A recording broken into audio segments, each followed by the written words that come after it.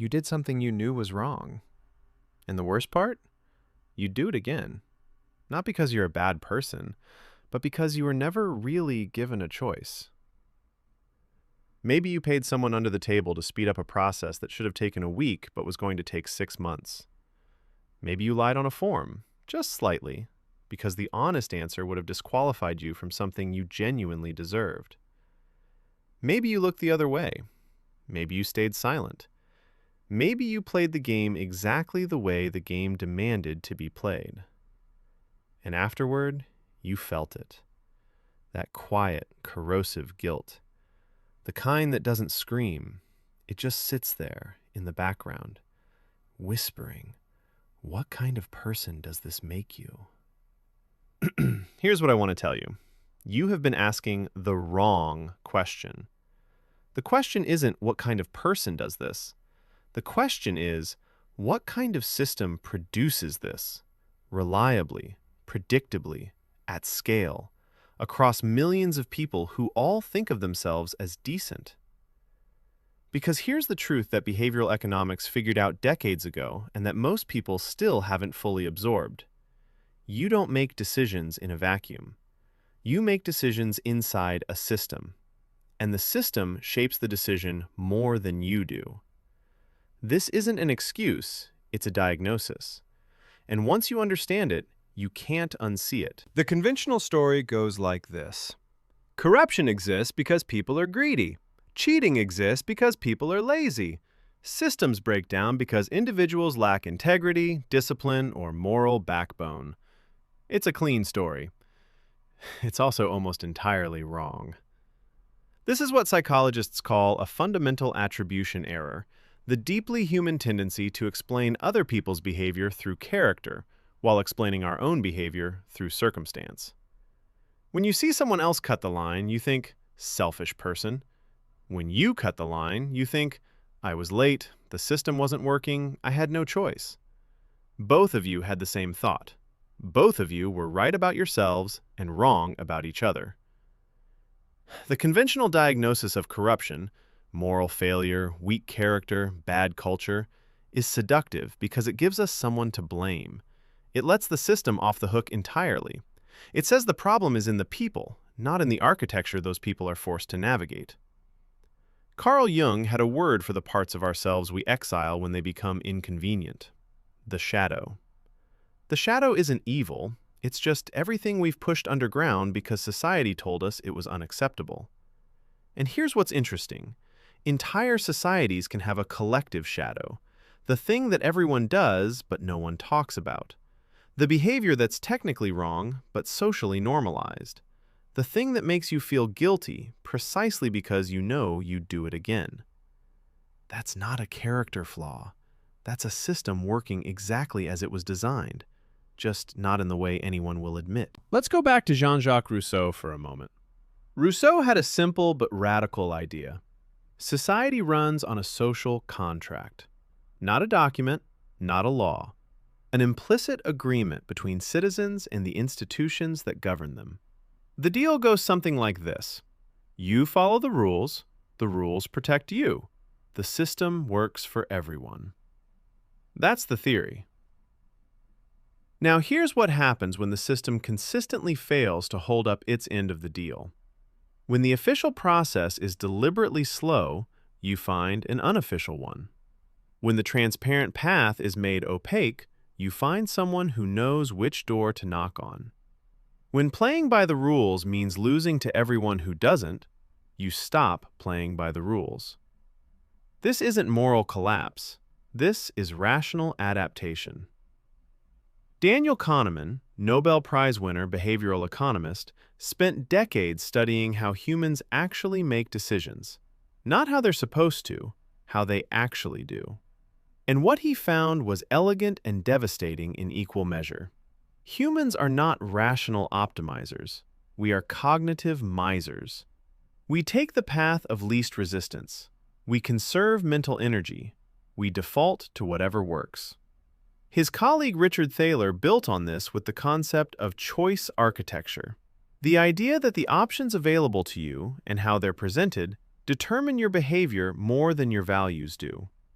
Make the good option easy and the bad option hard, and people do the right thing.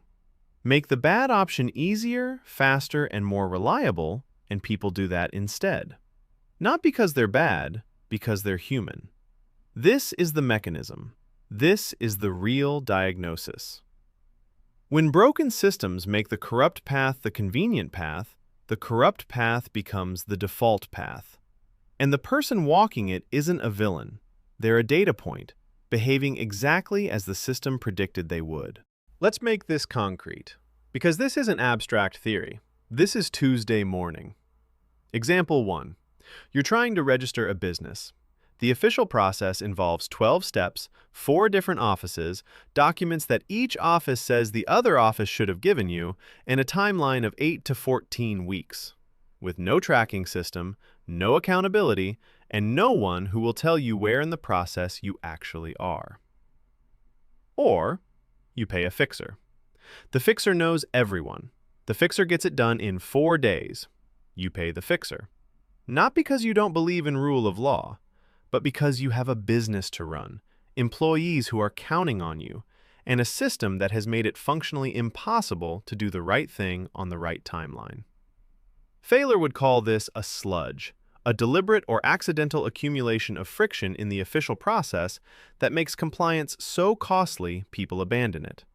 The sludge doesn't announce itself as corruption, it just looks like bureaucracy, but the effect is identical. Example 2.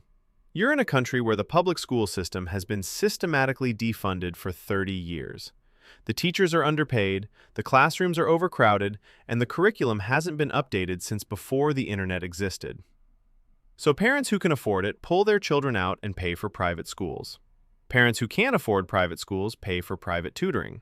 And a massive private coaching industry springs up, charging people for something their taxes were already supposed to provide.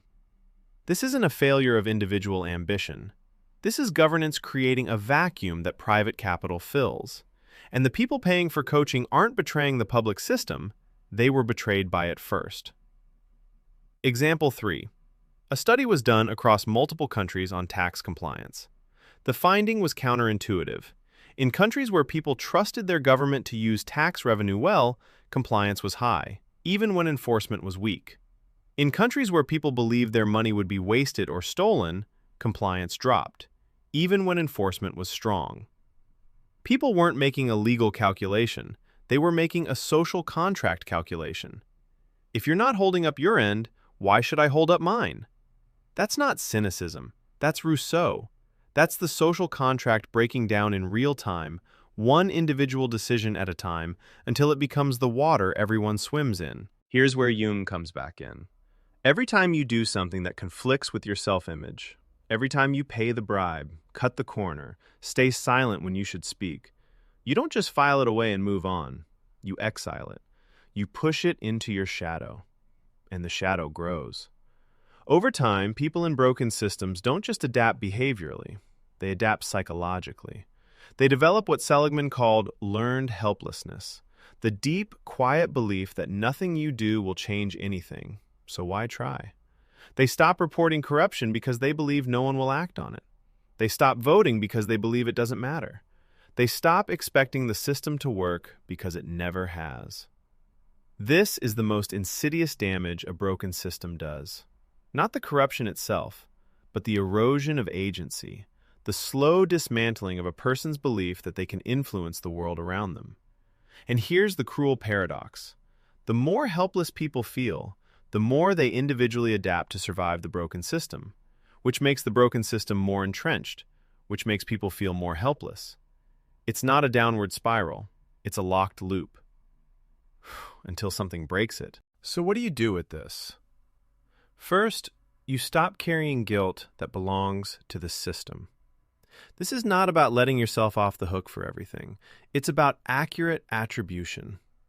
If you navigated a broken system the only way it allowed you to, that is not the same as being a corrupt person. Moralizing yourself into paralysis helps no one.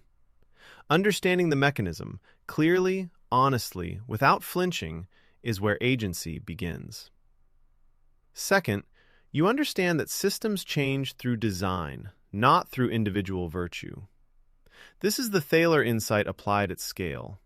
You cannot shame millions of people into behaving differently inside a system that structurally incentivizes bad behavior.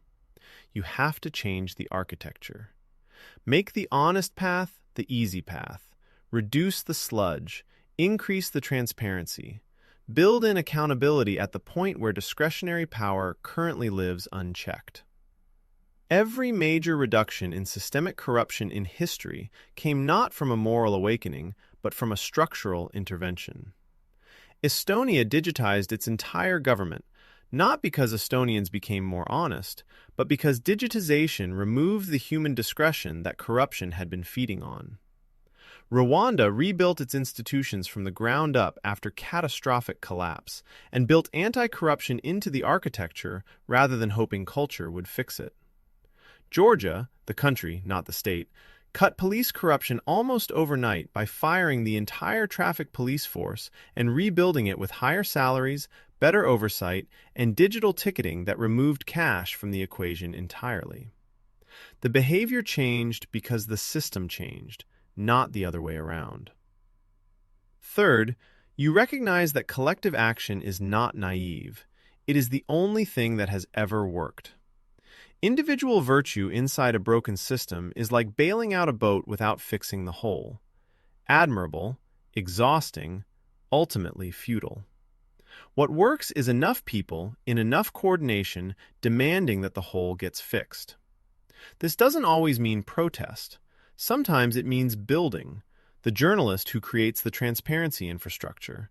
The technologist who builds the platform that makes whistleblowing safe. The local politician who runs on a platform of removing discretionary power from the process. The teacher who starts the conversation in a classroom.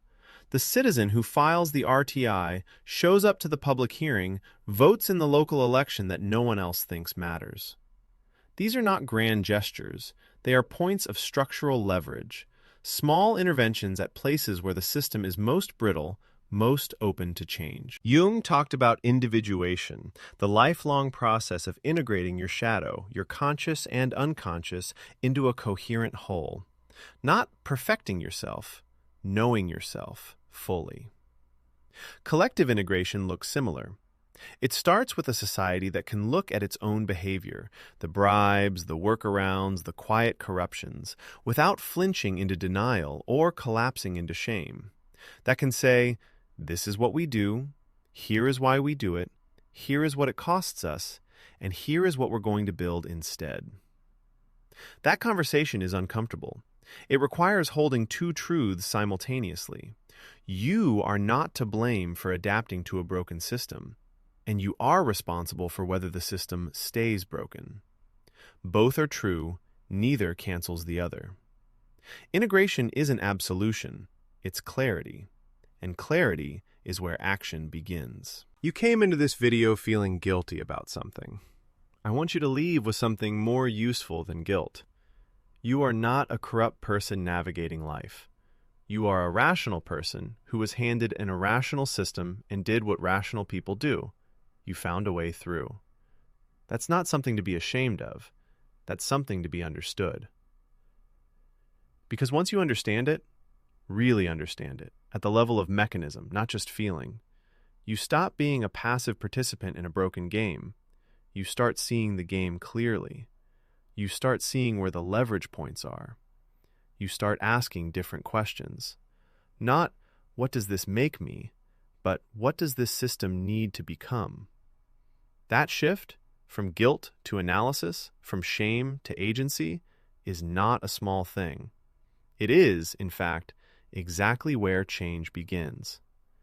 Every system that ever got better because enough people stopped accepting the broken version as inevitable. They didn't do it through moral superiority.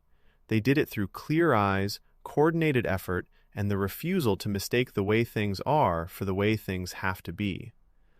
You were never the problem, but you might be part of the solution. And that, right there, is worth more than all the guilt in the world.